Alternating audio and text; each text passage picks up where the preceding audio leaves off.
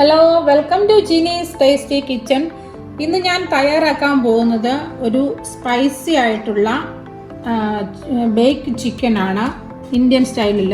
അതാണ് ഞാൻ ഇവിടെ തയ്യാറാക്കാൻ പോകുന്നത്. അതിനായിട്ട് ഞാനിവിടെ ഒരു ഫുൾ ചിക്കൻ എടുത്ത് നല്ലതായിട്ട് കഴുകി വൃത്തിയാക്കി കട്ട് ചെയ്ത് വെച്ചിട്ടുണ്ട്. ഇങ്ങനെ വരഞ്ഞ് വെച്ചേക്കുന്നത് ഇതിൻ്റെ അകത്ത് ഈ മസാല എല്ലാം പിടിക്കാൻ വേണ്ടിയിട്ടാണ്. അതിനായിട്ട് ഞാൻ എടുത്തേക്കുന്ന പൗഡറുകൾ 2.5 ടേബിൾ സ്പൂൺ ചില്ലി പൗഡർ, എരിയുള്ള മുളക് പൊടിയാണിത്. 1 table spoon garlic, 1 table spoon ginger, 1.5 table spoon കുരുമുളക് പൊടി, 1 ടേബിൾ സ്പൂൺ മഞ്ഞൾപ്പൊടി, പിന്നെ അതിലേക്ക് കുറച്ച് ഒലിവ് ഓയിൽ എടുത്ത് വെച്ചിട്ടുണ്ട്. ഒരു 4 ടേബിൾ സ്പൂൺ ഒലിവ് ഓയിലാണ് ഇവിടെ എടുത്ത് വെച്ചിരിക്കുന്നത്. പിന്നെ അതിലേക്ക് ഉപ്പ്. പിന്നെ വേണ്ടത് ഞാനിവിടെ സ്പ്രിംഗ് ഒനിയനാണ് എടുത്തിരിക്കുന്നത്. ഇതിൻ്റെ അകത്ത് നിറച്ച് വെക്കാൻ വേണ്ടിയിട്ടുള്ള സാധനങ്ങളാണ് ഈ കാണുന്നതെല്ലാം. അതിനായിട്ട് ഒരു തക്കാളി എടുത്ത് വട്ടത്തിലരിഞ്ഞത്, ഒരു പകുതി ഉള്ളി എടുത്ത് വട്ടത്തിലരിഞ്ഞത്, പിന്നെ ലെമൺ പീസസ് ഉണ്ട്. കുറച്ച് ലെമണിൻ്റെ ജ്യൂസ് മേളിൽ ഒഴിക്കാൻ വേണ്ടിയിട്ടും 2 പീസ് അകത്ത് വെക്കാൻ വേണ്ടിയിട്ടുമാണ്. പിന്നെ ഒരു വലിയ പച്ചമുളക് നീളത്തിൽ കണ്ടിച്ചത്, 4 വെളുത്തുള്ളി കട്ട് ചെയ്ത് വെച്ചിരിക്കുന്നത്.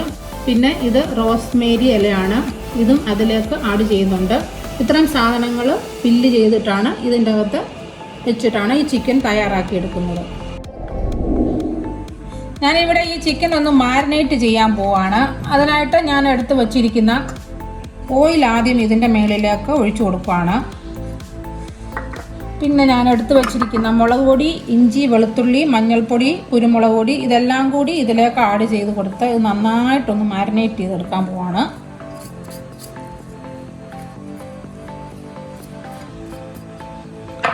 പിന്നെ ഉപ്പും കൂടി ചേർക്കുകയാണ്.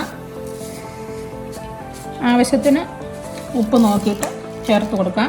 പിന്നെ ഇച്ചിരി ലെമൺ ജ്യൂസും കൂടെ ഇതിലേക്ക് ആഡ് ചെയ്ത് കൊടുക്കുന്നുണ്ട്.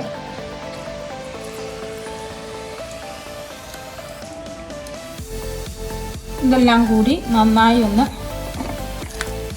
ഈ ചിക്കൻ്റെ അകത്തേക്കും പുറത്തേക്കും ഒക്കെ നന്നായി ഒന്ന് മിക്സ് ചെയ്യാം.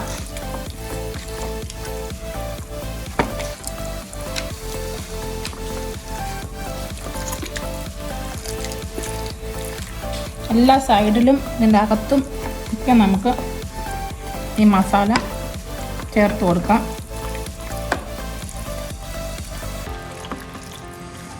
എരിയൊക്കെ ഇതിൻ്റെ ഉള്ളിലേക്ക് കൂടെ പിടിക്കാൻ വേണ്ടിയിട്ടാണ് ഇങ്ങനെ ചെയ്ത് കൊടുക്കുന്നത്. ഓരോരുത്തരുടെ ആവശ്യത്തിനനുസരിച്ച് എരി കൂട്ടിയും കുറച്ചും കൊടുക്കാം.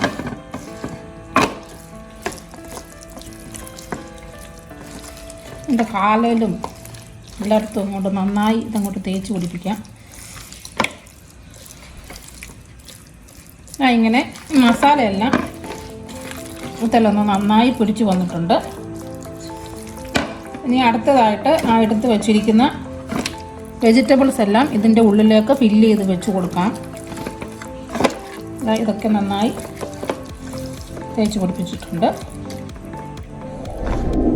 ഞാനിപ്പം ഈ ചിക്കൻ്റെ അകത്തേക്ക് ഈ വെജിറ്റബിൾസ് എല്ലാം കൂടെ ഒന്ന് വെച്ച് കൊടുക്കാൻ പോവാണ്.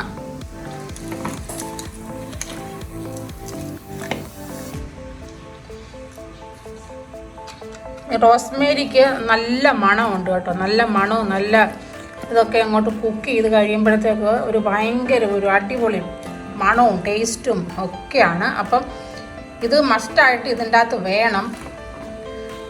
ഇത് ഇല്ലെന്നുണ്ടെങ്കിൽ കുഴപ്പമില്ല, പക്ഷെ ഇത് വെക്കുമ്പോൾ ഒരു പ്രത്യേക രുചിയാണ്. അപ്പം അങ്ങനെ ഇതെല്ലാം അതിൻ്റെ അകത്തോട്ടൊന്ന് ഫില്ല് ചെയ്ത് കൊടുക്കുവാണ്.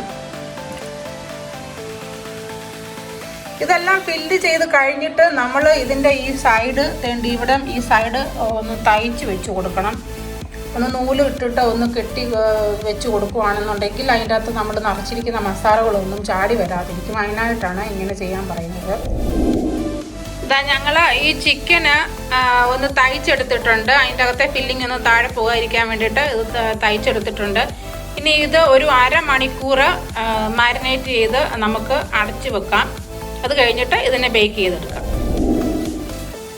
ഈ ചിക്കൻ ഞങ്ങളിവിടെ ഒന്ന് മാരിനേറ്റ് ചെയ്ത് അരമണിക്കൂറായി കഴിഞ്ഞിട്ടുണ്ട്. ഇതിൻ്റെ അകത്തും വെജിറ്റബിൾസ് എല്ലാം വെച്ചു, പുറത്തും ഒന്ന് ഡെക്കറേറ്റ് ചെയ്തു. എന്നിട്ട് ഇനിയും ഇത് ഞങ്ങൾ ഓവനകത്തേക്ക് എടുത്തു വെക്കാൻ പോവാണ്.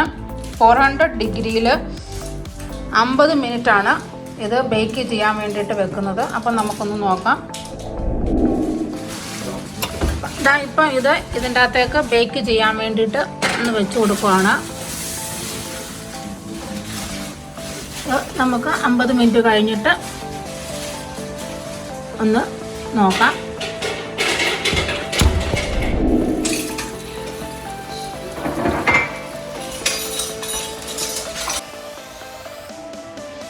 അങ്ങനെ നമ്മുടെ ബേക്ക് ചെയ്ത ചിക്കൻ ഇവിടെ റെഡി ആയിട്ടുണ്ട്.